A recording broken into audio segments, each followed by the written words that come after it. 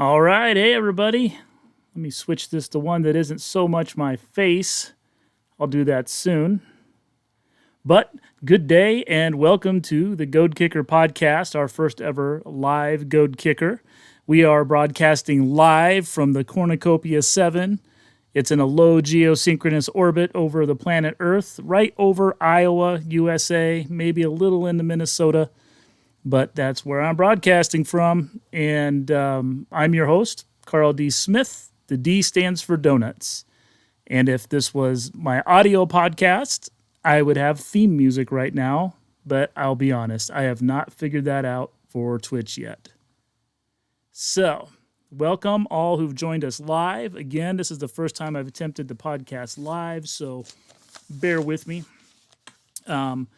Pretty neat platform, this Twitch. I'm only about 10 years late to the game here and probably 30 years too old for such a thing. But I am recording it to post to the normal podcast stream. One of the things I wanted to do in the year 2023 is continue to challenge myself to learn some new things. You know, podcasting was one of those things several years ago that I wanted to challenge myself to do. It was a natural progression from blogging and journaling. And then now streaming. I don't really have the face for streaming, but you get what you get, and you don't throw a fit, I'm told. So, if I can find a hack soundboard app one of these days, I will add it, and I will add my theme music, I will add applause, whatever you want.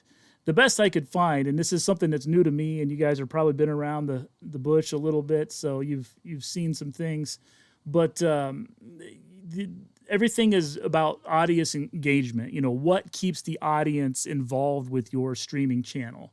And most of the soundbar boards that I could find as extensions for the browser for Twitch were audience facing. And the idea is that you have all these disruptive and goofy sounds like a drive time morning show would on the radio back in the day. But you let the inmates run the asylum. But in order to activate the sounds, they have to cough up an increment of bits, which is the currency on Twitch. Each bit is worth about, United States penny. And so, some of them cost 50, 100, 200, 500. The extra obnoxious ones, you would definitely want to make the audience member pay more for. And they feel like they're disrupting class, and you earn a little bit of coin in the process. Everybody wins. But I did not install that because I discovered it late in the day, and it really isn't on brand for what we're going to do here, which is a pretty good segue into what is it we actually do here at the Cornucopia 7, at the Goadkicker podcast. And I don't want to spend a lot of time apologizing or trying to explain who I am or what it is that I do, because I feel like that's self-defeating, especially with my upcoming New Year's resolution to be better at self-promotion for myself, for my brand, and for my books, my writing. And I feel like constantly apologizing for the quality or the content or so on. It's self-defeating. But I do want to explain, because there may be some new viewers hopping on here as the channel goes live. My name is Carl Smith. I'm a pharmacist. I'm a former minister. Actually, I'm a former pharmacist who recently has made the jump to IT. If you hear some background noise, it can't be helped. I live in a house with my family, and I do not have a home studio. I have a basement. Up until I went live on Twitch, this podcast was audio only, available primarily through, the usual services like Apple Podcasts, iTunes Podcasts, through Spotify and what was the other one? Stitcher. And I recorded those impromptu one take in my Kia SUV. And I would just record them. I'd pull over to a park. I'd record them. They'd be, again, a stream of consciousness. I would sort of plan out my topics for that episode. It would run about an hour or so, and I'd bail out. And I always felt like at the beginning when I was editing my podcast and trying to take out the pauses and the ums and the sneezes and everything else, I was spending so much time producing it that it wasn't fun for me. And it being a side project for me and nothing that I was deluding myself I was ever going to make a living at or even a little bit of a supplemental income, I decided wouldn't go that way. It would just have to be the natural way for me, and that is just talking as if I'm in a conversation. But it's a conversation with the only person who's probably listening to me, which is me. And a few people have liked it. They've been sweet enough to follow the Goadkicker podcast and all of its starts and stops. I had a couple really big life events that sort of ended the podcast, and then it restarted again later, and it happened again. And then this last iteration, we thought that maybe we'd try to step up our game. I brought in a co-host. We are going to change it entirely to a comic book-based podcast. That didn't work either. The post-mortem on that is as Tim, the co-host, and a good friend of mine, and I had talked about it and decided that really Goadkicker works best when it's just about whatever Goadkicker is about.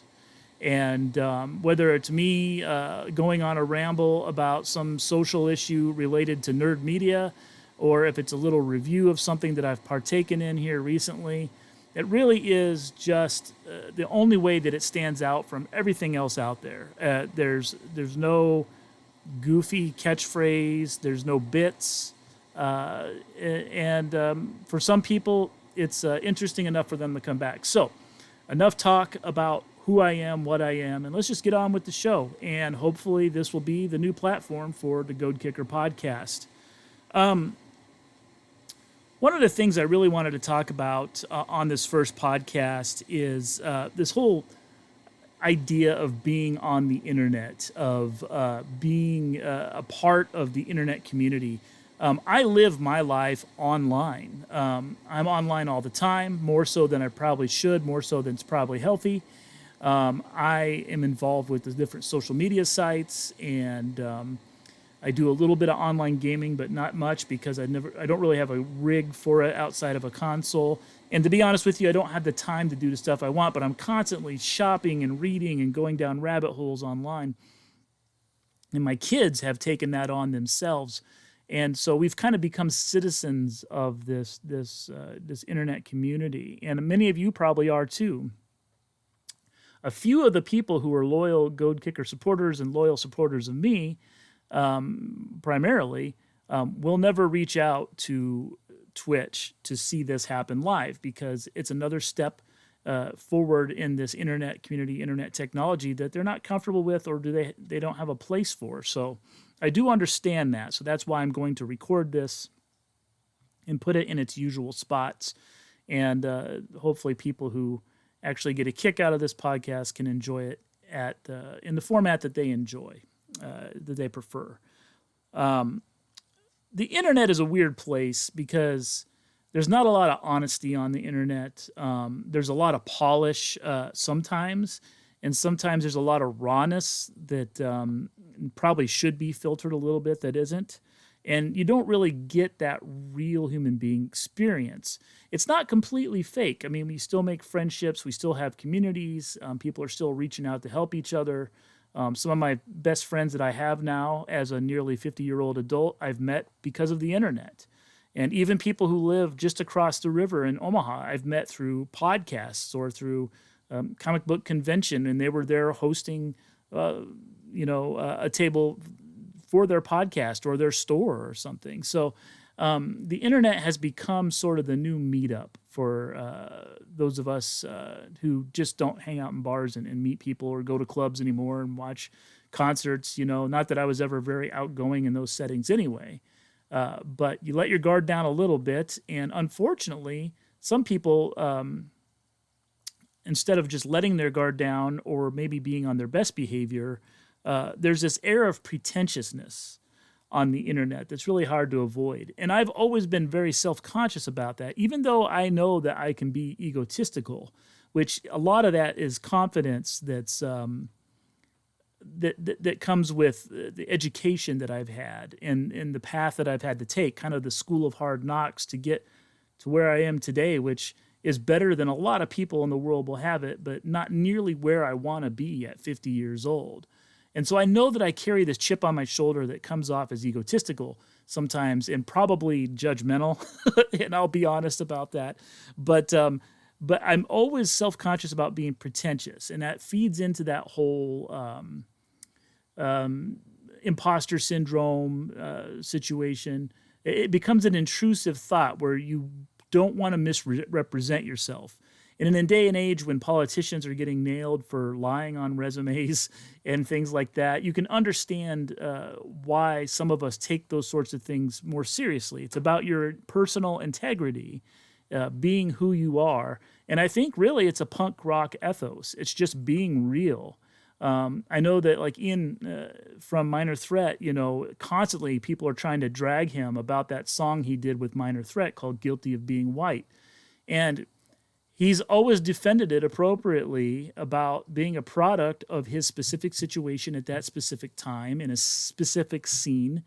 And he's never done the big, award tour, apology tour thing for that to avoid being so-called canceled. He's just been real. And I think that's sort of at the heart of real punk rock attitude, is just kind of accepting who you are, and not that you're afraid to grow or that you won't ever apologize, but not being pretentious, not intentionally going out of your way to be a part of a scene or have a look. That's always been the best experience for me when it comes to interacting with an artist, is when they just kind of are who they are. It gets to be a little much. I know people adore Sonic Youth, but I always feel like they were scenesters, even though they created the scene. A lot of times you'll hear stories about them sort of, strategically and politically attacking a party to make sure they bent the right ears and so on. And that always kind of turned me off a little bit. It took me a long time to come around to their music because they kind of seem like the snooty end of the pool versus a lot of other bands that I was listening to at the time that just sort of were who they were. But digressing, what Goadkicker is a complete absence of that pretentiousness. This is just me talking about things that matter to me. Sometimes I'll get interested in a particular hobby and it comes up multiple episodes in a row. And then sometimes I'll just quit talking about things altogether. And, I hope you can appreciate that approach to podcasting. One of the things I've been doing lately, since we abandoned the X-Men experiment that Tim Benson and I were doing, Tim Benson and I, of course, if you haven't been listening to the show, started with the House of X, Powers of X, or Powers of 10, however you want to pronounce it, and started there, and we're going to read through the first year or two of the Hickman era of X-Men. Tim has been on a big X-Men binge for a couple years. He's a big fan, and I was going to go along for the ride. I've never been a big X fan. We got about to the end of the first year, not even clear to it, because that was like the COVID era of publishing, so it isn't so cut and dried as like 12 issues was a year. But we flamed out on it. We didn't enjoy it. Talking about it wasn't fun. The comics were not good. There were some of them that you could kind of argue certain merits for, but they didn't last. And a lot of that was both a reflection of Marvel at what they were going through at the time, and Hickman being up his own butt with his boy genius. And it was the perfect stew of something that just blew up both our interest in doing a podcast about it, but damn near ruined our interest in reading comic books altogether. And I was, hip deep in Hulk comic books for this book that I'm writing, and I just didn't want to read anymore. I didn't want to journal. I didn't want to read. It was just not fun. So, every time you get into something like that, it's a learning experience. And I try to walk away from it trying to understand what I didn't like about it, so that, first of all, I won't repeat it in my own writing. Second of all, so that I can come out of it with some sort of positive educational moment. The positive educational moment of reading all that X nonsense was that I will no longer buy Marvel trade paperbacks. I just am done unless it's something tried and true and it's in a nice presented package that I just want to have on the shelf. I'm not going to just buy volumized Marvel comic books anymore. I'll just read them on the app or not read them at all. I still have a little bit of a preference for ownership when it comes to comic books and media of all sorts. But as many of you know, I had this love-hate relationship with amassing material items, and so it's better and healthier for me not to just buy stuff to read it. It just is a poor way to go about things, and this reinforced it.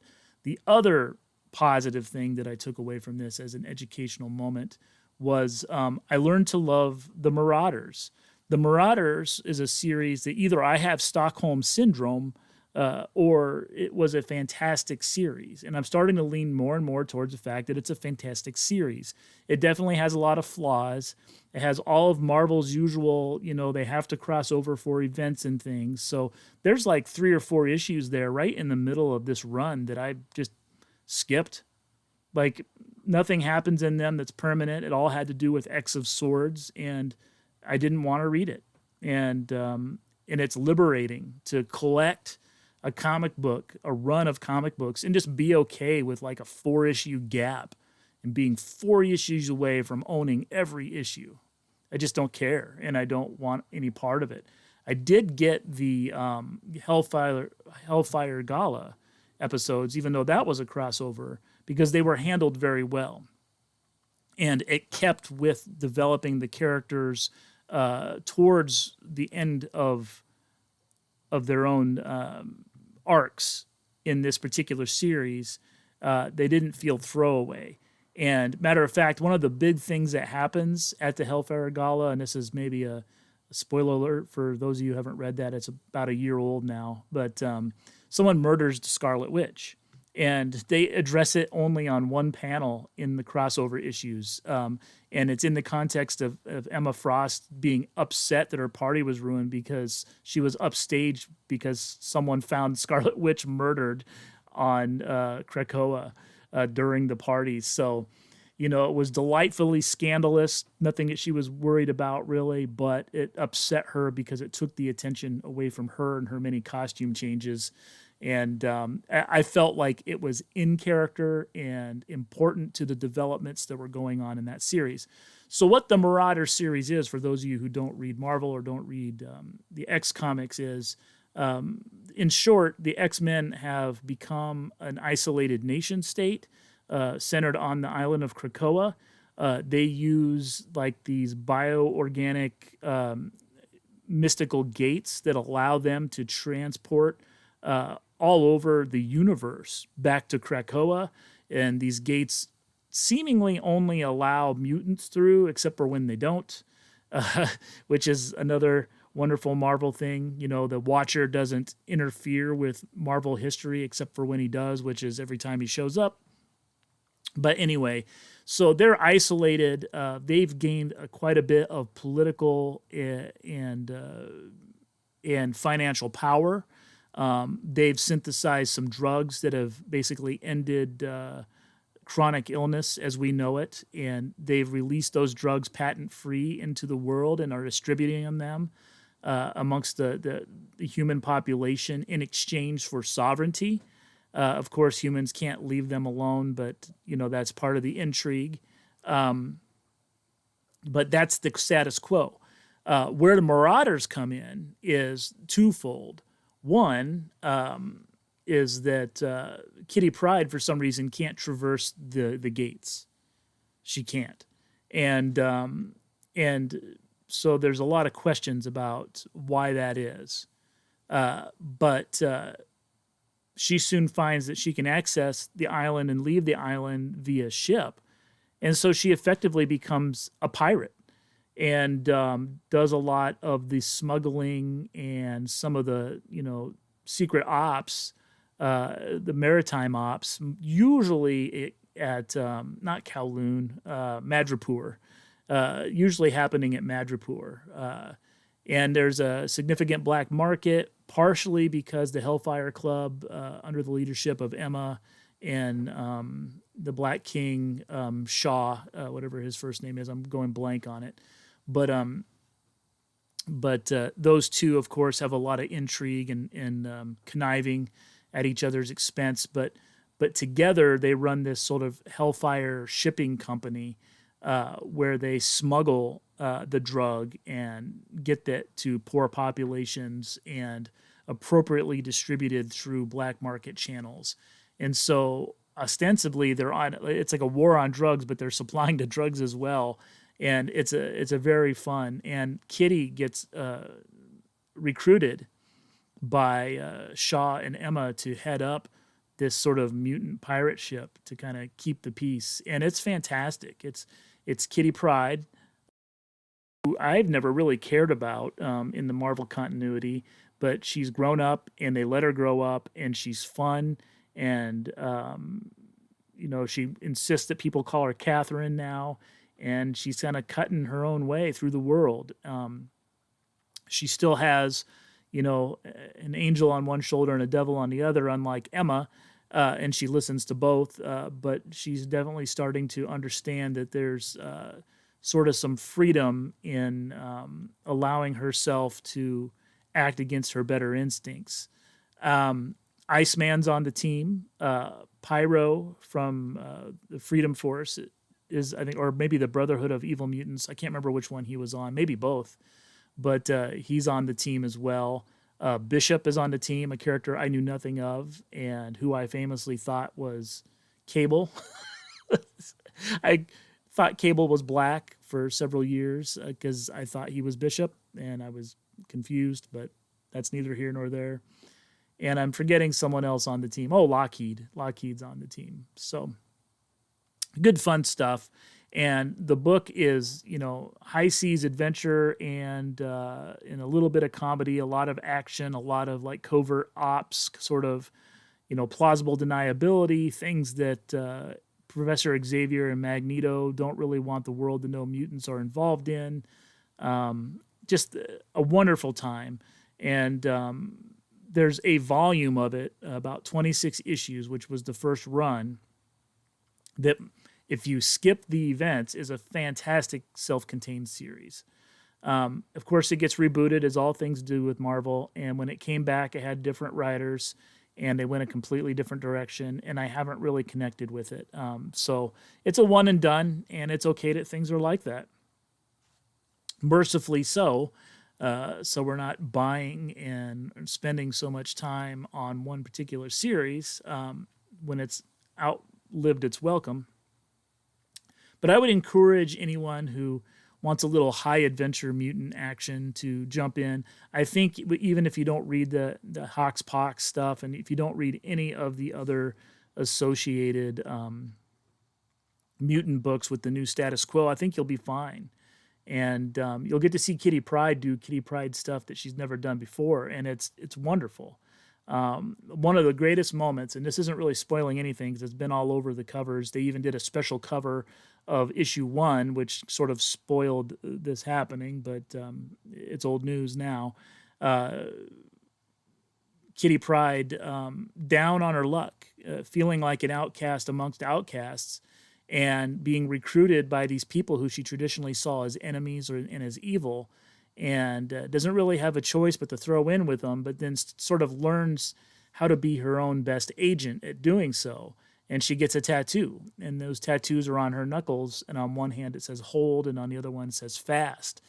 And that resonated with me almost immediately. And my friend Aaron, when he saw it too, he was like, oh, that's outstanding. And it really is. It's neat. I wish this series was written just a little bit better and was a little more isolated from the usual Marvel nonsense, because it could have been something legendary. But as it stands, especially with the status quo at Marvel right now, it's a very good series, and I'm very pleased with it. Is it worth putting myself through all the Hickman garbage to experience? Time will tell. But it's good, and it. Not to be overblown about it, but it definitely rekindled this love that I have for reading comic books coming out of that disastrous forced march through the Hickman X-Men books. And I eventually found my way back to reading series again. And so kudos to Marauders for resurrecting my interest in comics when it was about ready to die again for a while. So anyway, Marauders, I would check it out. And that's the last I'll probably mention of that whole read through. We're putting it behind us. I'm going to try to find a way to get Tim on board with the future Goadkicker episodes again and get him involved. And we're not going to go any further with the X-Men. We're not going to do a post-mortem on it. We're not going to try to condense the issues we didn't talk about on air. It's dead to us, and therefore it's going to be a dead topic on Goadkicker. So, going to take a quick break to wet my whistle. I'm going to put this on B-Rack Bat mode. It'll just be a couple minutes. Talk amongst yourselves.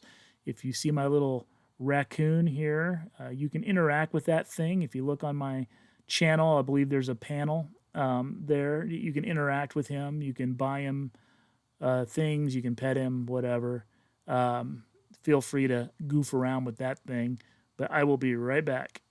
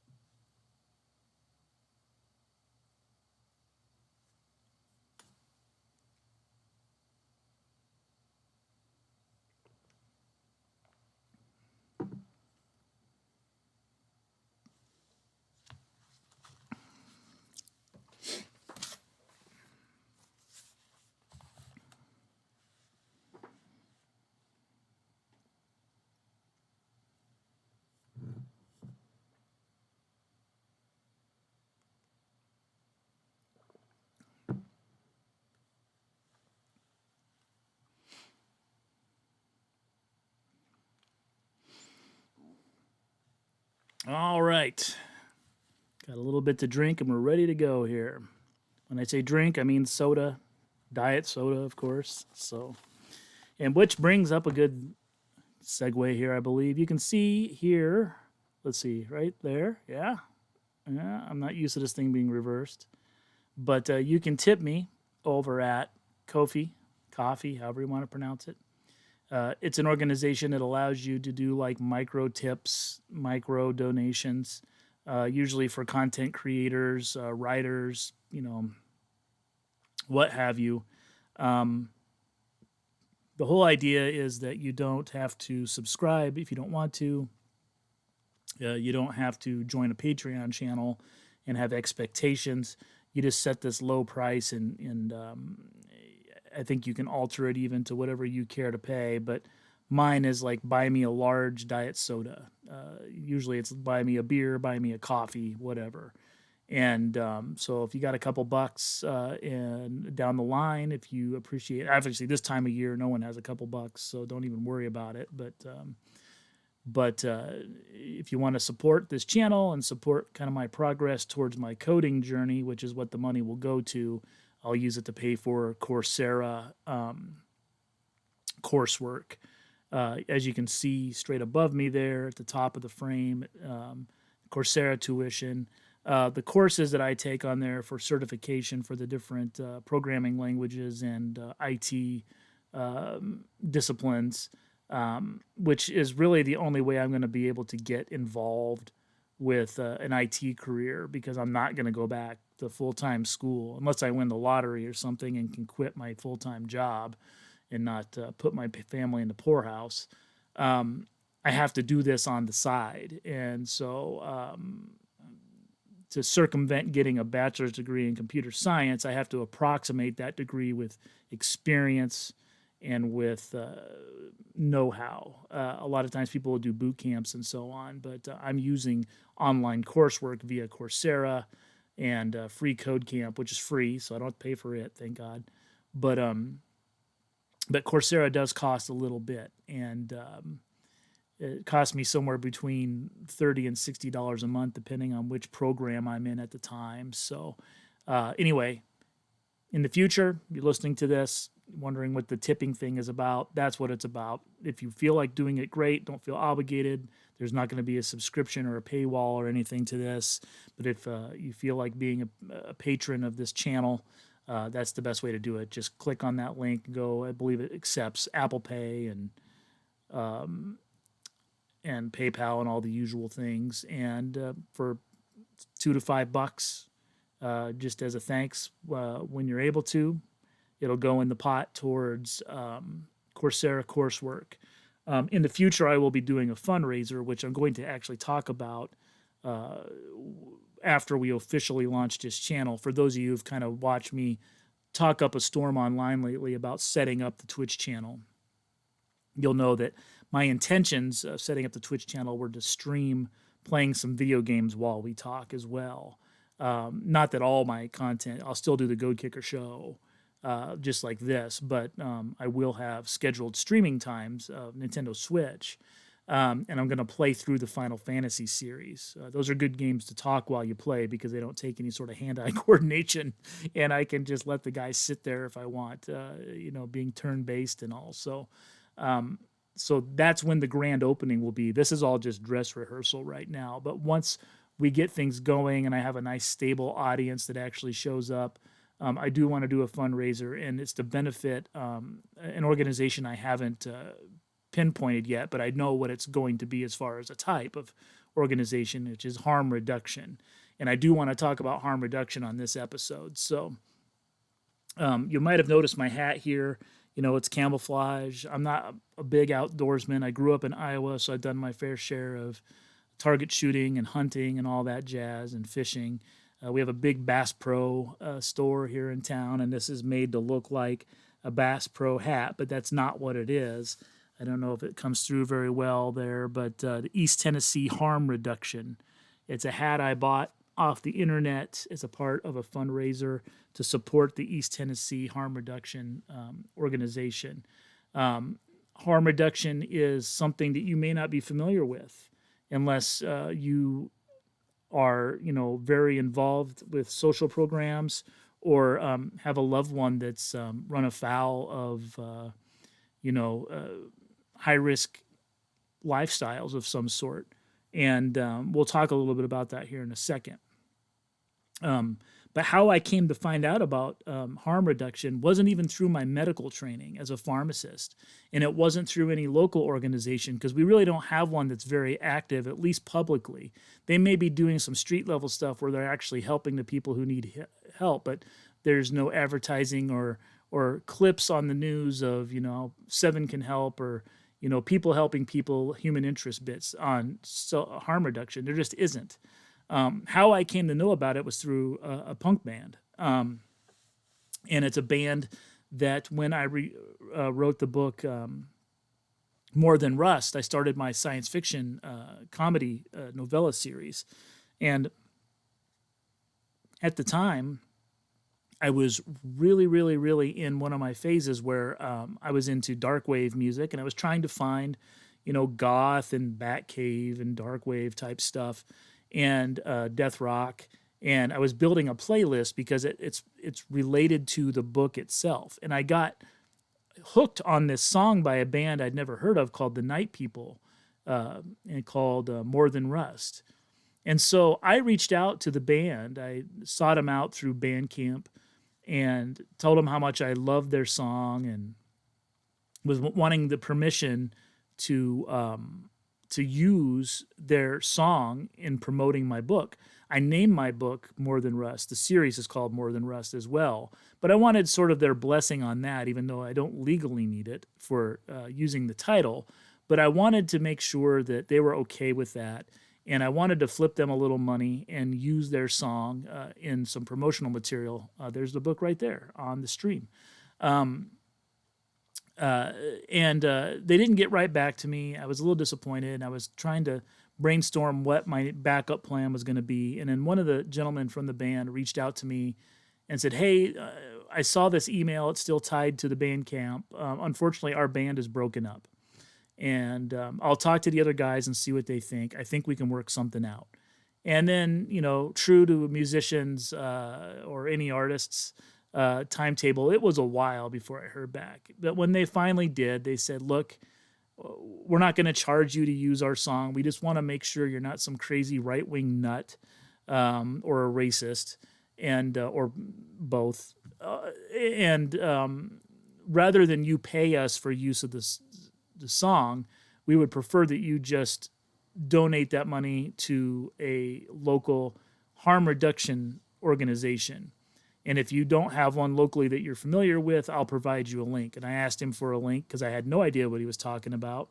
And he sent me a link, and I went to it. And it was there's a few online organizations that try to centralize some resource sharing between smaller organizations. These are not big organizations. And the one he sent me to, I bought some posters, I bought a shirt, and I bought this hat because I thought that was clever, especially in this part of the world. A good way to open up a discussion once people realize it doesn't say Bass Pro Shops. And I learned a lot about what harm reduction was. And I was stunned we didn't have one here in Council Bluffs, especially in this end of Iowa, because one is sorely needed. Omaha may have one, but I've not been able to find a contact. They may be people doing similar work and not using the harm reduction moniker. So let's get to what harm reduction is. Harm reduction is a social outreach, medical outreach, psychological outreach that sees every human life as worth the effort of having access to services. And they tend to key in on people who fall through the cracks, either because of policy, social misunderstanding, or their own choices, let's be honest. And they really make an effort to run themselves in a way that they're not prejudiced towards any sort of high-risk behavior. So typically harm reduction is, you see it a lot with addictive behaviors, especially those opioid addiction, heroin, things of that nature. You see it with sex workers. Not that that's, equivalent to, heroin addiction, but it's a high-risk activity that sometimes they may be struggling for one reason or another to get adequate access to mental and health care. And they want to make sure that that's accessible to them, to the homeless, to things like tent cities and the sort of communities that pop up along rivers and things. One of the shirts that I bought says sweeps, not service, or excuse me, services, not sweeps. Got that backwards. I was giving you the Republican motto and not harm reduction motto. But, let's use the money and the energy that's used to what are we going to do about these pallet and tarp tent cities that pop up, and let's go in there and actually provide some kind of human service for these people. There's a tremendous need for access amongst these people. They're not always well. And when it comes to addictive behaviors, you don't have to look far to find out that there's an epidemic right now of fentanyl overdoses. And this is a really interesting problem for the United States. And it's actually worldwide now. It's pandemic. Thank God. We need another pandemic. But it's interesting because fentanyl is a synthetic opioid. And it's, as far as chemistries go, it's relatively, I guess, easy to make when it comes to being synthesized. Easy enough that it's able to be done illicitly, much like opium and everything else is. The kicker with fentanyl is it's incredibly potent. I mean, potency meaning, just grains of it are as strong as, a whole bump of morphine. And so this was developed and employed scientifically, medically, to deal with post-operative pain, oncological pain, when you have stage 3, stage 4 cancer that's just oppressively painful and your quality of life has gone to hell because you can't treat the pain without just snowballing yourself with medication. with fentanyl being so potent, you don't have to take much. It doesn't take much, and you can really ramp it up.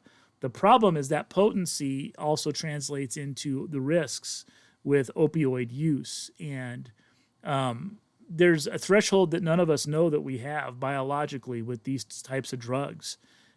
Even if we develop a tolerance, there's a point when your body just gives up and you become respiratorily unresponsive. I mean, your lungs just quit the work. You just don't have that motor activity anymore. They just deflate and refuse to oxygenate. You don't inspire. You just can't mobilize oxygen, and that's how most people die with opioids anyway. But with fentanyl, it can happen very quick because of its potency, especially in someone who's naive to opioid use. And that's one of the limits that we put on fentanyl in a medical setting is that's not the first thing that you try. We try to ramp you up into that. But because of the opioid crisis in the United States, which was created just as much by policy and commerce as it was through drug abuse, there was a void when the pendulum swung back and people turned to street drugs. And street drugs of different sorts are being cut now with fentanyl because it's potent, because you can get a response from utilization of an adulterated drug, and you have a product that snowballs somebody that may not even be very much of what they think they're getting into. So we're seeing it in cocaine, we're seeing it in heroin, we're seeing adulterated marijuana, although I've seen also some reports that say some of the reports of the adulterated marijuana might be a little on the panic side, some demonization of the acceptance of THC, but that's a topic for another day. So anyway, harm reduction, their approach to something like this fentanyl epidemic, because you're seeing so many people unknowingly overdosing. You're seeing teenagers who are trying illicit drugs for the first time that get adulterated drug, and they're experiencing fentanyl, and it's too potent. It's not measured. It's not standardized in any way, nor are they biologically and physiologically ready to deal with the dose that they're receiving, and they go into respiratory distress and die. And it's terrible. It's a terrible thing that's happening. So harm reduction comes in and says, first of all, if you are an intravenous drug user, let's make sure you have a clean and safe way to do that. We're not judging your drug use, but we want to make sure that you're doing what you're doing in the most humane way possible. Now, there is some counseling and there are services that they offer there to try to get people out of their destructive lifestyle. But the focus is in helping them maintain their health and their dignity and their safety while they're in this abusive cycle. That also is something that harm reduction some criticism falls on it, because by acknowledging that there's a population that does use these illicit drugs, they see it as enabling to help them do it cleaner, to do it in a more healthy way. And there's an immaturity at large that wants to judge people who partake in these high-risk behaviors. And what harm reduction does is just throws that barrier down and says, look, these are human beings. They deserve services. I'm here to minimize the risk of you not being here tomorrow over something that could have been easily prevented had someone cared enough to reach out and provide that service. So they do the same with sex workers, making sure they have a safe way to test for diseases and to get their vaccinations and health care that they deserve, and to get some of the emotional and psychological support that they probably need to offload some of the burden that they carry from their line of work. They work a lot with, as I said, the homeless and their particular challenges. It interests me that this service exists because, in a way, it's the purest form of a Christian outreach, and it has nothing to do with Christianity. And it says a lot about the state of American Christianity right now. Like, this is what a Christian should be doing, is saying, I don't care that you're using heroin. How can I help you not die? Because you matter, because you're a human being with a soul and a family and potential. You have all that passive potential that all human beings have for art and for love and for accomplishment. How can I help you not end this one trip around the sun that you're going to have, and see another day? And is it just me giving you a clean needle that's going to do that? Is it just me making sure that you have a safe place to shoot up, that you're not going to get rolled or worse? If so, let me provide that to you. Make sure you have access to basic human hygiene, to water to stay hydrated. Make sure that you're fed. Make sure you have a blanket so you're not shooting up and sleeping under a overpass when it's 19 below before the wind chill.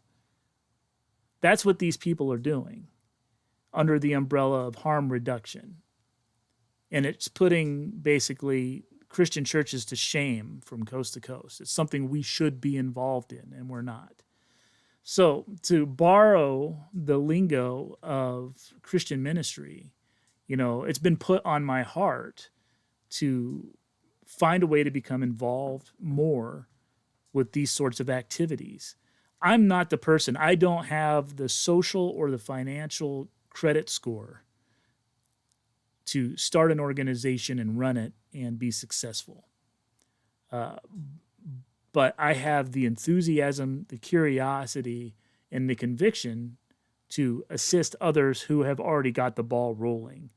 And much like churches, we don't need one on every corner. We just need someone being effective where there's a need.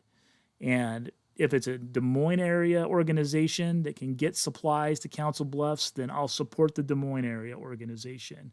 I've reached out to a few over the last year. Unfortunately, COVID derailed so much in the form of stability, financing, funding, personnel. Everything is just suffered after our little pandemic. And so it's been a rough go. And harm reduction especially has had a hard time gaining traction locally and nationally, frankly, because people look down their nose at the sorts of people that harm reduction organizations help. They see them as making a personal choice and having to live with it. A fentanyl epidemic, adulterated into methamphetamine, into marijuana, into cocaine, into heroin. It doesn't affect me because I don't use illicit drugs. And so it's a non-news story to me, other than to cluck my tongue and say, like, well, if you don't want to die from a fentanyl overdose that you don't know is in something, then maybe don't do illicit drugs. And that's definitely one strong opinion in the minds of much of America, especially here in Middle America.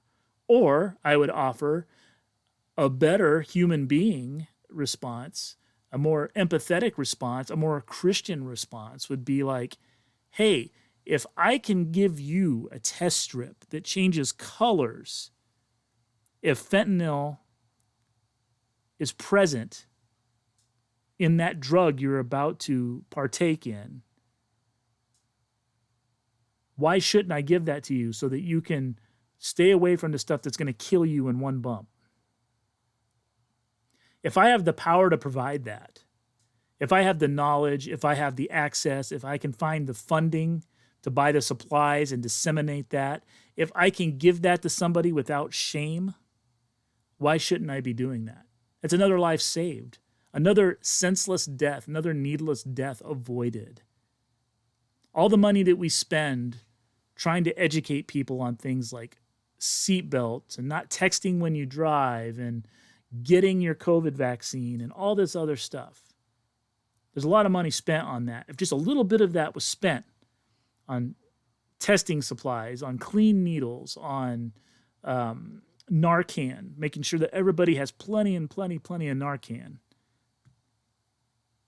And to be able to give it without having to incriminate yourself. No questions asked. Apologize, I had to cough there. Actually remembered I had a pause button on that mic, so I saved you the horror of my loud cough. But if those things are available, we should be doing that. And they are available, and we should be doing it.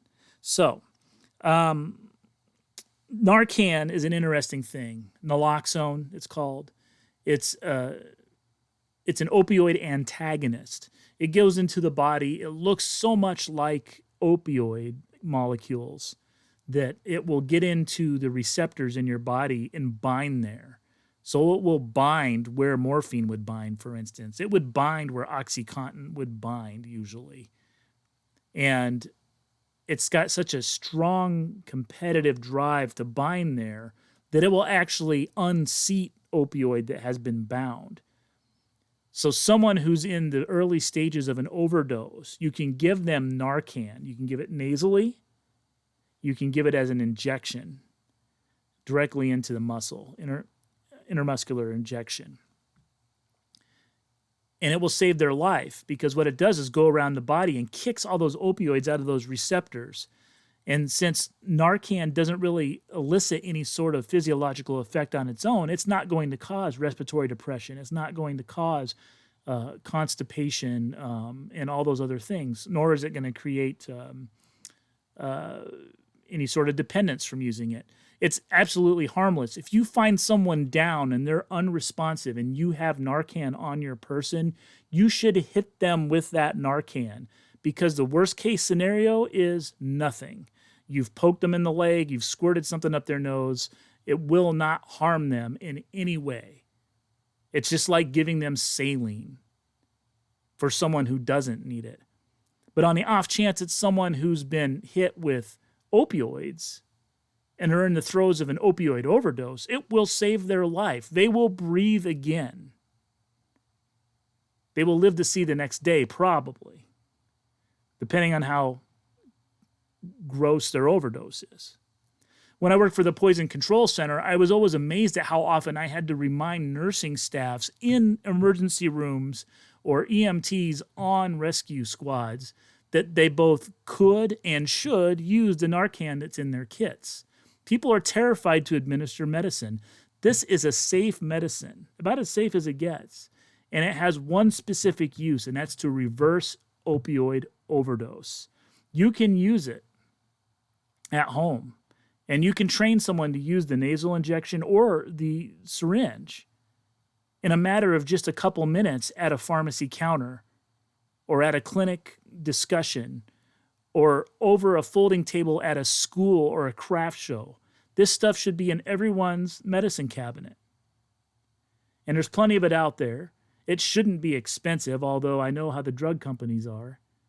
But this is the sort of thing that our funding should go to. Narcan simply saves lives.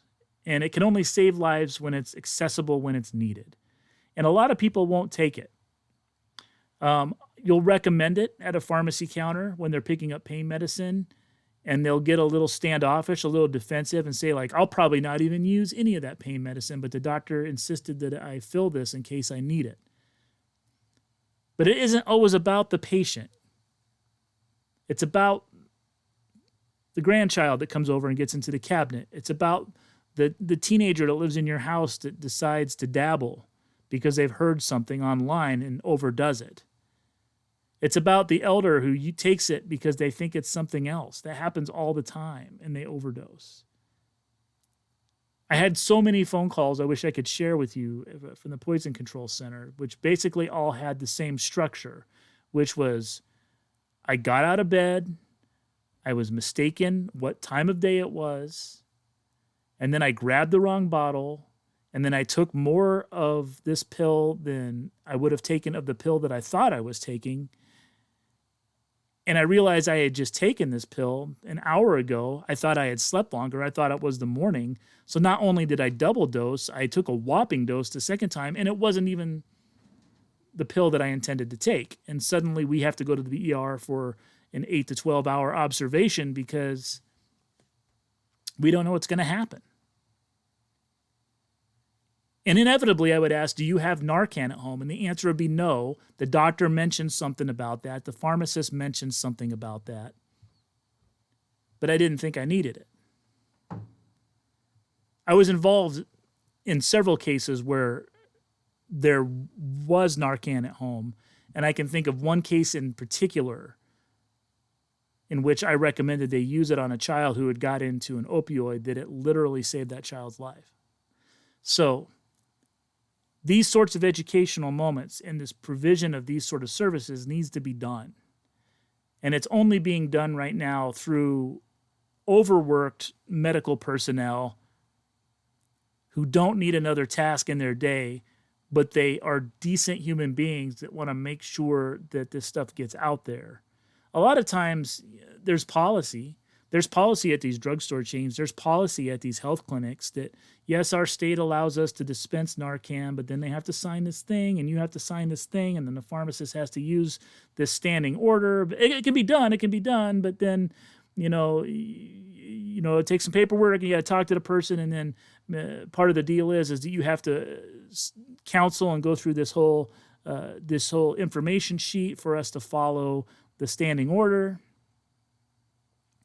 And then you have to attest that you did that, and they don't have to pay for it. No, we don't charge people for that. That would be, ghoulish for us to do that. But we have to retain all the paperwork. We have to submit it to the state and make sure that we do it right because we want to get reimbursed for the stock that we've dispensed and blah, blah, blah, blah, blah, blah, blah. They've made it a difficult situation where it should be something that I just grab one off the shelf and hand it to someone if I feel like they need it at home. If someone walks in off the street, I shouldn't have to look at their med profile and say like, oh yeah, you did pick up an opioid in the last, 2 weeks. You probably should have one. It should be the sort of thing that someone can walk in and be like, I need Narcan. And you'd be like, here you go. Here's another one to stick in your purse. And again, that sort of judgment-free intervention is only being done by organizations who can put aside prejudice and who care about people as human beings. And that's what harm reduction is. So, when the channel officially launches, we will do a fundraiser for a harm reduction organization. I've reached out to a few. We'll narrow it down. And I would encourage you, if this is a new concept to you, to look in your community and see, just do a search on Google with your zip code or your town's name and see if there's an organization nearby. And then look to see how far away it is before you get into an active organization. The next time you're at your pharmacy or your health clinic, maybe inquire about it. Are there harm reduction services available? Where does someone go to get Narcan if they need it? Is there anywhere that provides services for sex workers, for homeless, for opioid addicts, for heroin users, for methamphetamine users? Are there testing kits? I don't know how far you want to ask that because it's one of those things where, it opens up a can of worms for your own sake. But we shouldn't be worried about it because there's plenty of people out there that do these things and need our help. And if it's a long geographical distance between where you live and where the nearest service is that's provided, reach out to someone, donate, and let them know about the need in your area because these organizations are getting very good at mobilizing and coordinating and sharing expenses. No one's making money. This isn't, the Red Cross here. No one's getting rich off of managing a harm reduction organization. But they are saving lives and they're making a difference. And not everyone you treat, not everyone you provide services to will take the services. And not all of them will learn their lesson, so to speak. And several of them will die from the very thing you're trying to prevent. But they're worth the effort. They're human beings. We're all human beings. And I'm fortunate enough that I was born into a context where I was able to get an education and provide for myself and have access to health insurance. Not everybody does. And Medicaid, as great of a program as that is, can be a bear to navigate in some states. And there are some people, either through lack of education or lack of time or lack of understanding or just through sheer frustration, don't ever get involved with the system. They fall through the cracks, or they just choose to remove themselves from it because of bad experiences, and they do not have access to basic human services. And that should be something that you should want to be involved in erasing. So that is harm reduction. And it may be a new term for some of you. It was a new one for me. I'm embarrassed. I consider myself somewhat liberal or very liberal. And I have a doctorate in healthcare, in pharmacy. And it never came up once throughout my entire education. And that's a shame because I went to a Jesuit university. You'd think that they would be, the tip of the spear for these sort of social interventions. And the average clinic probably does some free treatment for particular ailments, but it's not directed, it's not advertised, and I dare say that it's probably not without some degree of judgment. That person you treat, that person you provide Narcan to, that person that you screen for sexually transmitted disease, they don't owe you anything. They don't owe you their thanks. They don't owe you a 180-degree turn in their behavior or their profession or their habits. They owe you nothing. They're a human being in need, and you are a person fortunate enough to be in a position to have the resource to provide for that need. And that's the attitude we should have in healthcare and in everything we do in life. So that's sort of the Goadkicker motto. If you're lucky enough to have the resource, share it and find someone to help. Where can I do good today with what I have? And I think a lot of times if a Christian would just listen to the words of the little drummer boy,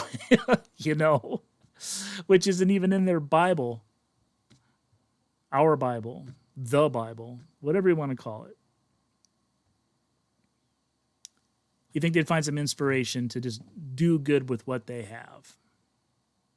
So anyway, I'll get off my soapbox.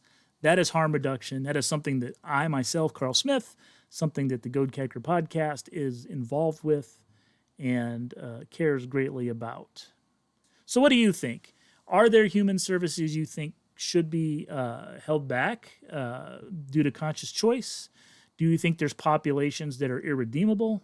Or that somehow we should grade ailments or offenses and somehow ration health care?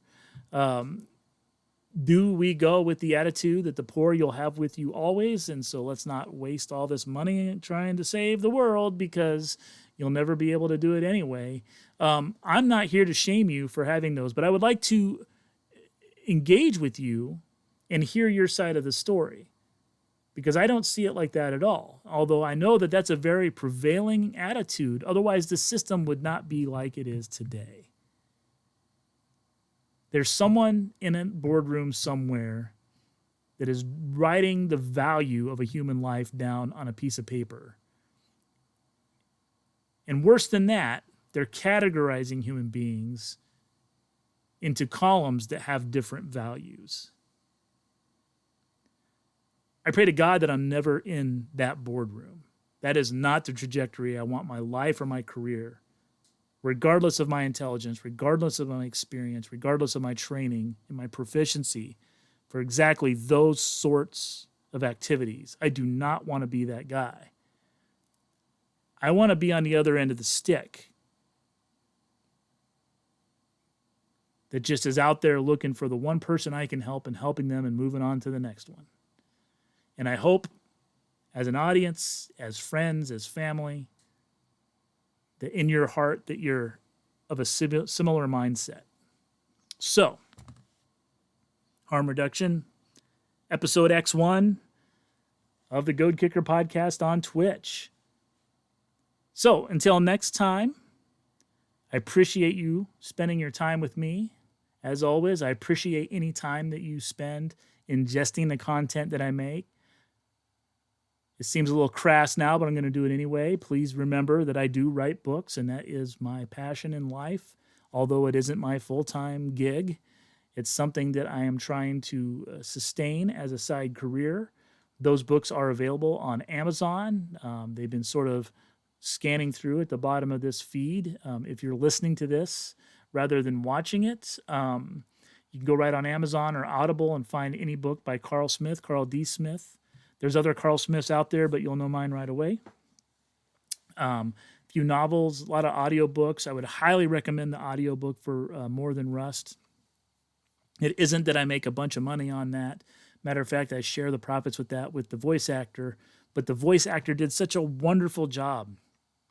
Really was overqualified for that book. And I've wrapped him up for the sequel as well once it's finished. So very proud of how that turned out. I've listened to it a couple times myself. Sometimes I sort of forget that I even wrote it because it's such an enjoyable listen. He does such a great job with the voices and the inflection. And if you've heard a bad audio book, you can appreciate what it means to have one that the person reading the story cares about the story and has looked ahead at the pronunciation of words and makes sure that the characters have distinct personality. I just couldn't be happier with how that turned out, even though it's definitely not my most serious work. Also available, current release is Cycle of a Rat, which is the novelization of a comic book series I once tried to launch. It's basically the Warriors meets the Lost Boys. And if you like vampires and you like late 70s New York City gangs, you'll probably like that book. And I'm really happy with how it turned out. It was the first book I didn't self-publish. Omaha Bound published it for me. So that was a new experience for me, not being creatively in control of the whole project. Physically, the book came out amazing, better than I could have ever done. And that just goes to show the sort of finish and the quality that Omaha Bound brings to their projects. It's just a marvelous looking book. I would recommend highly that you pick that up soon because Omaha Bound has put that in a let's just move units price on Amazon. Like, I will not sell that book that cheap at my con table this year because it will lose me money. And they're selling it for that much on Amazon, shipped to your door if you're a Prime member for no charge. So take advantage of that. Buy a few copies. Let's move the needle on that, baby. And if you like fantasy, you can check out my first full-length novel, Molib the Giant, a fantasy novel about a world still sort of in that Middle Ages type setting where myth and monster sort of live in the recent but almost hard to believe past. And society is kind of in a great awakening where they're sort of becoming rational and doubtful. And suddenly one of the old powers reappears.